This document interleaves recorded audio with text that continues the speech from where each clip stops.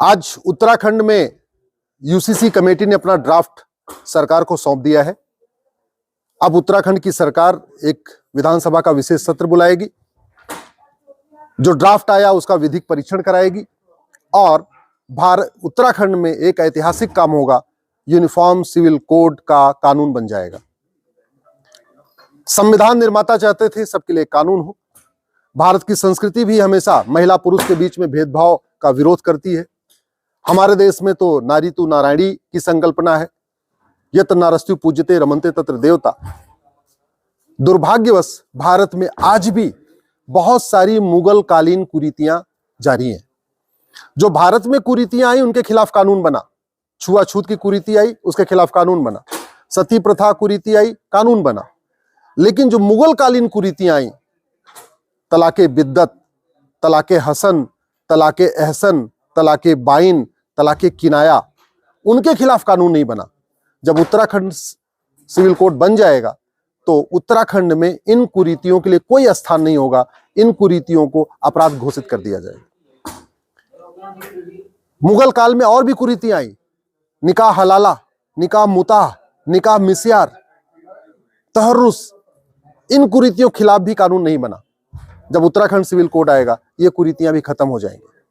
Uttarakhand civil code आएगा तो उत्तराखंड में सभी बेटियों की शादी की जो उम्र है ना, एक समान हो जाएगी। अभी जो कुछ लोगों की शादी की उम्र 9 साल है वो खत्म हो जाएगी, सबकी शादी की उम्र 18 साल हो जाएगी, सभी बेटियों की।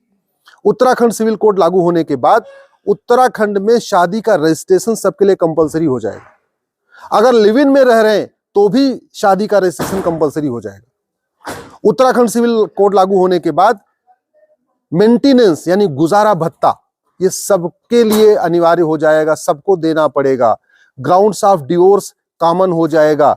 अगर कोड होने पे डिवोर्स होगा या नपुंसकता के आधार पे डिवोर्स होगा या बाजपन के आधार पे डिवोर्स होगा, तो जो भी ग्राउंड होगा वो सबके लिए एक होगा, अलग अलग नहीं चलेगा। प्रोसीजर ऑफ डिवोर्स भी कॉमन हो जाएगा। ये जो अब 3 तलाक तो भले खत्म हो गया, लेकिन तलाके हसन, तलाके एहसन, तलाके बाइन, तलाके किनाया चल रहा है, ये खत्म हो जाएगा। सबका जो डिवोर्स होगा वो थ्रू कोर्ट होगा। कूलिंग पीरियड सबके लिए एक समान हो जाएगा। अभी हिंदू, जैन, बौद्ध, सिख के लिए जो कूलिंग पीरियड 6 महीने का है, लेकिन क्रिश्चियन में कूलिंग पीरियड 2 साल का है, वो सबके लिए एक समान हो जाएगा। बच्चा गोद लेने का अधिकार सबको एक समान हो जाएगा। अभी हिंदू, जैन, बौद्ध, सिख में अगर मायदे में शादी हो गई, बच्चा नहीं हुआ तो गोद ले सकते हैं, लेकिन हमारी मुस्लिम बेटियों को बच्चा गोद लेने का अधिकार नहीं है। कई बार ऐसा होता है बच्चे नहीं होते, इसके चक्कर में 2 शादी कर लेते हैं, 3 शादी कर लेते हैं। अब मान लो कमी अगर हस्बैंड के अंदर है तो 2 शादी करो चाहे 3 शादी करो, बच्चा तो पैदा नहीं होगा। कई बार ऐसा भी देखा गया कि प्रॉपर्टी का, चूंकि बेटे और बेटी में भेदभाव में अंतर है प्रॉपर्टी राइट में, अपने दामाद को प्रॉपर्टी नहीं दे सकते, प्रॉपर्टी पूरी अपने बेटे को दे सकते हैं। तो 5 बेटी हो जाती है तो लोग बेटे की चाह में एक और शादी कर लेते। तो अब क्या होगा, उत्तराखंड सिविल कोड आने के बाद बेटे और बेटी के बीच में भेदभाव खत्म हो जाएगा। विरासत का एक समान अधिकार सबको होगा, वसीयत का एक समान अधिकार सबको होगा, बच्चा गोद लेने का एक समान अधिकार सबको होगा, बच्चे के भरण पोषण का भी अधिकार सबको एक समान होगा, माता पिता की देखभाल का अधिकार भी सबको एक समान होगा। तो कहने का मतलब कि जो कुरीतियां हैं खत्म होंगी, कुप्रथाएं खत्म होंगी और सबको एक समान अधिकार। संविधान का मतलब ही होता है समविधान, ऐसा विधान जो सबके लिए समान हो उसको कहते हैं संविधान। दुर्भाग्यवश अभी भी भारत में भी और उत्तराखंड में भी हिंदू का अलग विधान चल रहा है, मुस्लिम का अलग विधान चल रहा है, पारसी का अलग विधान चल रहा है, ईसाई का अलग विधान चल रहा है। तो यूसीसी आने से सबका एक विधान हो जाएगा। किसी के धार्मिक मामलों में कोई इंटरफेरेंस नहीं होगा। गुरुद्वारा जो लोग जैसे जाते हैं, जैसे वहां शादी करते हैं वो वैसे ही करते रहेंगे। मंदिर में आरती वैसी ही होगी, मंदिर में लोग जैसे जाके अपना 7 फेरे करते हैं या घर में करते हैं वो एज इट इज करेंगे। नमाज एज इट इज होगी, अजान एज इट इज होगी, चर्च में प्रेयर एज इट इज होगी, उसमें कोई इंटरफेरेंस नहीं होगा। लेकिन जो कुरीतियों को लोगों ने अपना पर्सनल लॉ समझ रखा है वो कुरीतियां खत्म होंगी। कुरीतियों के खिलाफ एक कानूनी प्रक्रिया होगी, कुरीतियों के खिलाफ बाकायदा दंड मिलेगा। और सरकार का काम भी यही है, सरकार का काम भी है धर्म की जय हो, अधर्म का नाश हो, प्राणियों में सद्भावना और विश्व का कल्याण हो। सरकार का काम है भारत के संविधान को लागू करना। संविधान निर्माताओं ने जो सपना देखा था, 23 नवंबर 1948 को यूनिफॉर्म सिविल कोड हमारे संविधान का हिस्सा बन गया। लंबी चर्चा के बाद 21 नवंबर को बहस हुई थी, 21 नवंबर 1948 को बहस शुरू हुई, 3 दिन बहस हुई, 21, 22 और 23, और फिर 23 नवंबर 1948 को हमारे संविधान में आया। लेकिन अन्य राज्य इसको लागू नहीं कर पाए। उत्तराखंड की सरकार इसको लागू कर रही है।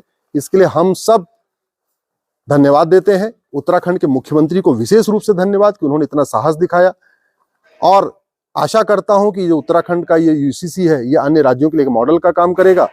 जब कई राज्य इसको अपना लेंगे तो कल को फिर केंद्र सरकार भी इसको इंप्लीमेंट कर देगा। तो मुझे लगता है बहुत जल्दी ही पूरे देश में जितने भेदभाव करने वाले कानून खत्म हो जाएंगे। खासतौर पे अंग्रेजों ने जो कानून बनाया भेदभाव करने वाला, 1872 में उन्होंने क्रिश्चियन मैरिज एक्ट बनाया, 1936 में पारसी मैरिज एक्ट बनाया, 1937 में उन्होंने शरीयत एक्ट बनाया।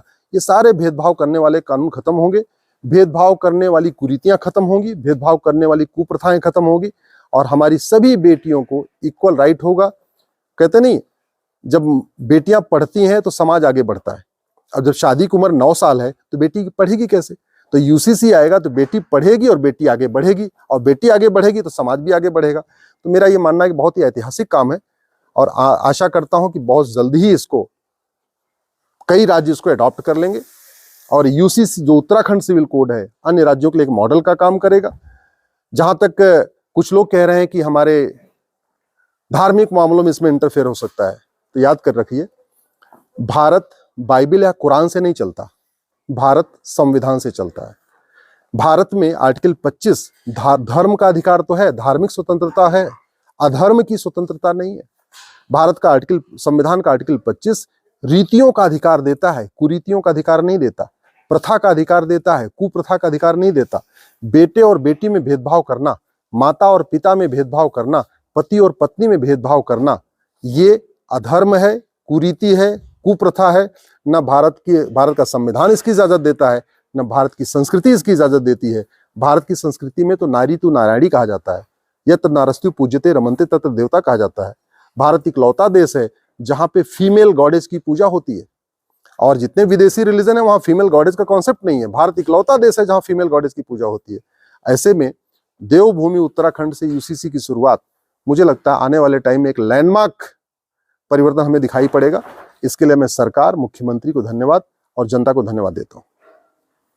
ऐसी ही और वीडियो को देखने के लिए चैनल को सब्सक्राइब कीजिए, वीडियो को लाइक कीजिए, कमेंट कीजिए और शेयर कीजिए। धन्यवाद।